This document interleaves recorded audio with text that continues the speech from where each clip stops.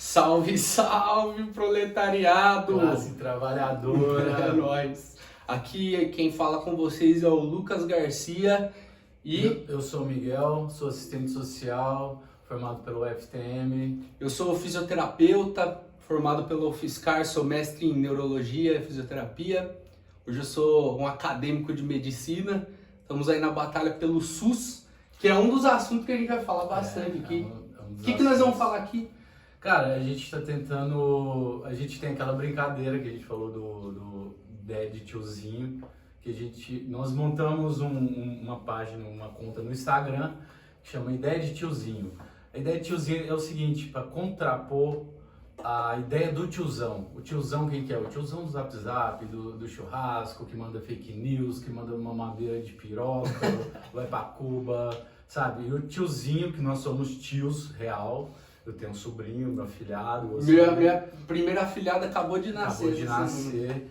E somos tiozinhos. Somos tios, esse título merecemos. Mas não somos tiozão. Não tiozão. A ideia do contraponto da nossa ideia, até quando eu encontrei de novo com o Miguelito, vim morar aqui, foi contrapor o tiozão, seu tio, que manda fake news no Zap, tá? Que Combater a fake news. O cara que te incomodou até hoje para tomar ivermectina, cloroquina. E a gente quer ir contra isso, porque o Zap não é mal, o Zap não é ruim. O Zap é uma forma de conversar, é uma forma de mandar e receber informações. É uma ferramenta de comunicação bacana, mas é diferente daquela questão da sua tia que com 5 minutos de vídeo já acha que já conseguiu resumir 5 anos de estudo em uma academia ou uma universidade. Não elitizando, não se achando intelectual, não nos achando intelectuais, sabe, mais que um ou outro, não. Mas trazer informação com a ciência, entende? Porque opinião é opinião, ciência é ciência. Claro, a gente parte, lógico, né, por ser universitário, do pressuposto do materialismo histórico, científico, e é lógico que a gente não quer desvalorizar a cultura de ninguém, a crença de ninguém, mas o que a gente quer debater aqui é como que essas ideias e fatos, né, elas são intransigentes no como a gente está vivendo hoje em dia.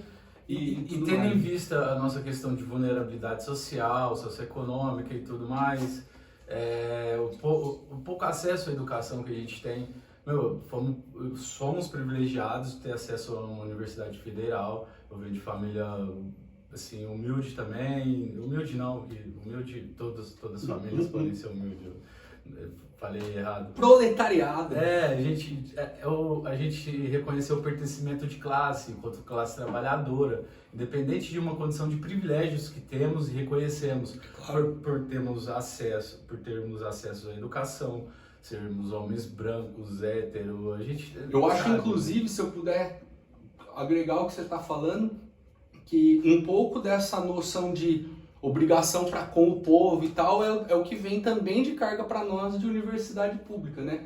Porque eu sinto que a minha oportunidade de estudar, por mais que muitos não se atentem pontualmente a isso, é paga pelo povo brasileiro, também minha família, também sua família, e devolver isso de alguma forma pode não ser só quando você tá lá no posto de assistência social do hospital, ou eu tô atendendo um paciente com empatia, mas também de ensinar sobre as políticas públicas, sobre o acesso e tudo mais. Assim, você já é professor e na minha questão eu sinto um fator de questão educacional também, que nos falta informação e a gente tem que levar informação em situações educacionais, entende? De aprender, de tentar repassar um pouco do que a sociedade nos deu, né, na forma de acesso, de pagar, na forma de impostos, que deu retorno para a gente ter acesso a essa universidade paga pelo povo. E eu acho que é uma questão de honra, uma questão de ética, a gente ter esse retorno. Às vezes não é nada mais do que um sentimento de obrigação, né? Sim. Mas também é importante, acho que a gente partilha desse conceito de que o acesso está longe de ser amplo, né?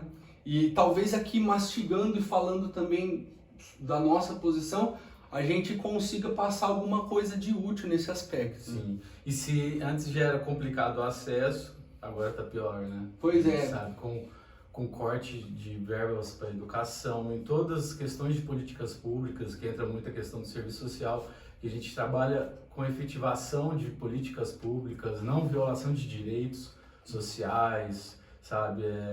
Seja nas diversas áreas da criança, adolescente, da mulher, do idoso, da pessoa com deficiência. Eu costumo brincar, assim, brincar no bom sentido, que o serviço social, ele tá desde a hora que a pessoa nasce até a hora que a pessoa morre, desde que ela esteja em questão de vulnerabilidade social. Como privilegiado que somos, eu só precisei do serviço social quando eu fui pedir um auxílio na universidade, por exemplo. Eu também. Né? Muita gente não conhece o trabalho, o papel do assistente social, porque privilegiado que somos, novamente, desculpa ficar repetindo, mas eu acho importante. Nunca precisamos, vamos dizer assim, mas a gente esquece de entender que vivemos em nossas bolhas e a gente esquece de ver outras camadas da sociedade, entende? Claro, eu acho que nesse debate acaba ficando muito amplo, até porque a ideia não é extinguir nenhum assunto aqui, né? E a gente acaba pegando em vários subpontos, querendo falar disso, parece que você está deixando de falar, mas a nossa ideia é trazer aqui em tópicos pontuais e falando de política um pouco mastigado sobre o que está acontecendo, também levando em conta a situação social atual, né? O paradigma todo de ter virado moda ser truculento, ser anticientífico, negacionista. O debate é muito amplo, porque essa é uma apresentação, né?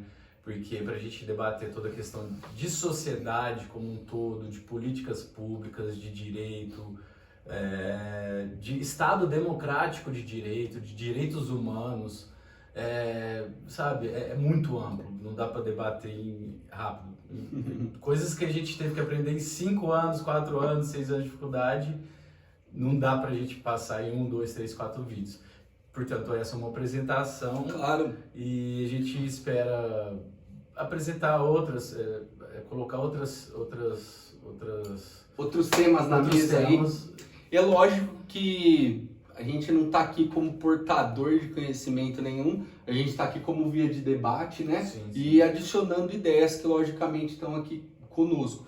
Mas lógico que a gente pensa também em ter colaboradores, né? Sim, claro. Participar com mais pessoas aqui. Inclusive, um dos nossos debates é o trabalho em equipes de saúde, equipes ampliadas. Multidisciplinar, multiprofissional. A visão médico-cêntrica, como funciona a saúde pública no país. Muita gente nem entende a importância de existir um SUS, o quão o SUS ainda é uma panaceia no meio. Uma hora a gente pode falar sobre a criação desde o SUS, sabe? De onde veio o SUS, claro. Toda a história lá da... Não, a gente está aqui para também debater um pouco disso, trazer um pouco de carga de material que já existe. E a gente quer também que quem quiser tirar dúvidas, fazer pergunta, contribuir, acrescentar, dar seu palpite, pode falar mal também, tanto não tem problema. Manda no nosso Instagram, na DM, ideia de tiozinho. Isso.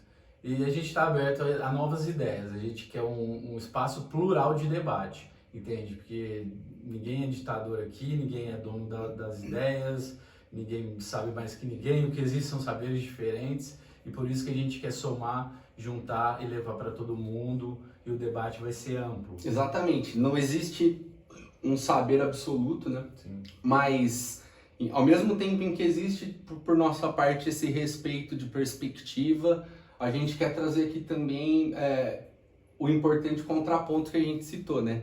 Que contra fatos não há argumentos, assim, a gente poderia entrar num debate filosófico, mas talvez a gente até entre em algum momento. No momento, acho que... Vou usar um trocadilho, um debate filosófico que não se torne fisiológico. Exatamente. Entendi, é um trocadilho. Exatamente. Mas eu acho que é de comum acordo aqui que a gente está junto com a ciência, no momento que é importantíssimo que isso aconteça. Nem sempre você vai concordar comigo, eu tenho certeza, e nem sempre eu vou concordar com você, tenho certeza. Ninguém tá aqui com opinião formadinha. A gente tá improvisando aqui, a gente tá, sabe, conversando. E... É porque essas conversas, elas acontecem independentemente da gente estar gravando, e a gente sempre tem essa sensação, pô, que desperdício. Esse debate Porra, foi isso que é super foda. produtivo, a gente chegou a insights legais, sabe? E talvez isso seja um ponto agregador para alguém que às vezes é um leigo, às vezes é um interessado, às vezes é um especialista e quer uma nova perspectiva ou acompanhar o que está acontecendo. E o legal é uma coisa assim, por exemplo, minha área de humanas, né, a dele dele é biológicas, muita coisa a gente se acrescenta. Ele fala, caralho, velho, aprendi isso com você. Isso é muito doido. Assim como ele também fala outras coisas que fala, caralho, velho, aprendi isso com você. Olha que massa, sabe? É uma troca sem você ter, fugiu a porra da palavra, mas sem eu querer ser egocêntrico, sabe? Narcisista, ou sei lá, achar que eu sei mais que o outro, que eu já sei tudo da vida. E a construção, isso que é gostoso, essa construção coletiva, sabe? Isso acrescenta muito, tanto no pessoal quanto no profissional. Ô, louco, bicho! 137, bicho, brincadeira. Mas assim, acrescenta pro caralho, porque a gente tem que conhecer um pouco de cada área do saber, ninguém sabe mais que ninguém, igual eu disse. Nós vamos trocar. É uma troca, e a gente espera que vocês participem. Inclusive, a vontade, o ímpeto desse negócio acontecer vem disso, né? Porque, tipo, como eu tava dizendo sobre as nossas conversas. Vira uma angústia. Vira uma angústia, pô, por que a gente não pode falar com mais gente disso, velho, né? Porque é retorno, a gente tem que dar esse retorno. Pois é. Não é pra aparecer, não é. A gente demorou pra caralho pra fazer isso, porque reservados que somos, e fazeres que temos. Mas chega uma hora e fala, correria. A gente é proletário também. Porque a gente fala, meu, tá tão foda, tanta gente falando merda pra caralho, e a gente tem alguma ideia que possa acrescentar, não que seja melhor ou pior que a dos outros, mas a gente tem uma ideia bacana que dá pra acrescentar, e eu vejo pelo feedback que às vezes eu tenho em alguma rede social, enfim, e eu acho bacana, porque eu sou o chato que só posta política, papapá, e enfim, eu acho bacana quando alguém reconhece e quando eu consigo levar uma ideia nova para aquela pessoa refletir. Eu não vou mudar a ideia de ninguém, claro. Ninguém vai mudar a ideia de ninguém. A gente vai levar uma ideia para reflexão que você mesmo, você mesma faça a transformação da sua ideia e evolução do senso comum para o senso crítico. Senso comum não é fato, né? Senso comum não é ciência, mas eu acho que essa troca vai ser muito importante, né? Vai. E, assim, dessa angústia que surge, assim, não fama, mas um dos nossos debates é o pregar para convertido, né? Parece que você tá pregando para convertido. Isso, cara. Eu falo com os meus amigos, eu tenho, sei lá, os meus seguidores Nossa na bolha, rede social. cara. Tipo assim, o que a gente publica, pô, todo mundo... Todo mundo já concorda comigo. Os meus amigos acham um absurdo que eu não esteja vacinado, eles não estejam vacinados, quaisquer pessoa com comorbidade ou não. Então acho que alguns pontos comuns para nós parece óbvio, mas não é. Não é óbvio. Tá? Esse debate, quando ele conta com uma coisa, sem ser pejorativo, né? Mas academicista, uma coisa de metodologia e tal, acaba que afasta as pessoas. Exemplo né? bobo, vou dar um exemplo. Bobo, perdão. Bobo, não é bobo. Coloquei mal. Mas bobo assim na questão que... Isso que é foda, a gente acha que é bobo na questão que a gente sabe a gente já compreende, sabe pra caralho não, a gente já compreendeu isso faz tempo.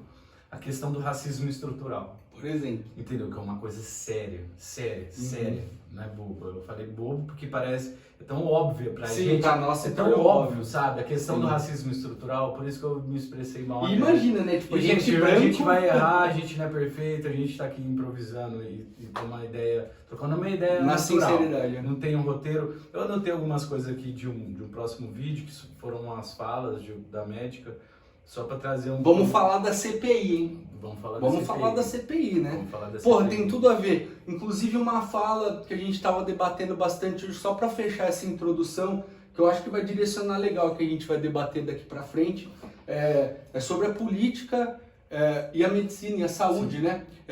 Foi muito usado como argumento para os defensores da base do governo durante essa CPI, que está sendo politizado o vírus, a pandemia politizada. Quem politizou? E eu acho um debate até assim, como eu disse de novo, para nós parece bobo, que não existe saúde sem a política, né? Na verdade, existe a teoria da saúde, a divisão sociotécnica do trabalho, né? Eu sou médico, eu estudo como fazer isso, aquilo outro, uma base teórica, mas ao pensar que a gente está aplicando essa saúde para a população, seja através de uma instituição do Estado, uma instituição privada, isso se tornou um serviço para fora de mim. Eu estou inserido na política, né? Qualquer política de saúde, qualquer saúde só existe através da política. E eu vou ter uma crítica, eu falo pelos estudantes de medicina que eu acompanhei aqui, que eu morei com vários, conheci vários, e eu lembro de como os caras desdenhavam de medicina social. A galera leva como obrigação fazer essas disciplinas tipo assim, de humanos, tá ligado? Eles acham que é só diagnosticar e atender mal pra caralho e falar que é virose, brincadeira. Não tanto. Mas... Qualquer dia a gente fala de virose. Mas eu falo assim, cara, a importância, principalmente que vai trabalhar no SUS, a importância de entender o fator social, as questões sociais, a questão social, os fatores de vulnerabilidade social, regionais, sabe? Tem uma série. Eu acho que outro conceito que a gente compartilha aqui é que qualquer por isso que se elitiza, perdão. Claro. Por isso que se elitiza muito a profissão e não tem empatia diante de um contexto. É claro, sabe? É isso. A gente divide, eu acho, desse conceito de que a saúde, a política pública ou a política pública de saúde também, eu perdi a palavra aqui, se ela não é pedagógica, ela não é efetiva de maneira alguma, né? Sim. Lógico que hoje em dia até a matriz curricular do MEC para os cursos vê um pouco mais de tentar enfiar ali, olha, vocês têm que trabalhar a prevenção, a saúde básica, a saúde pública, e se tornou um grande viés importante para a saúde, pelo menos nas universidades públicas. Mas ainda é um debate em que o próprio aluno da medicina não sabe da história da criação do SUS, o sistema que vai permitir que ele aplique o ofício dele, né? O que ele está apto a fazer pela divisão sociotécnica do trabalho, mas também os outros profissionais da saúde. Ele que me ensinou. Eu nunca mais vou deixar de falar alguns termos que eu aprendi aqui. E também vem dessa troca aqui, espero que para vocês também valha de alguma coisa. Vamos fechar.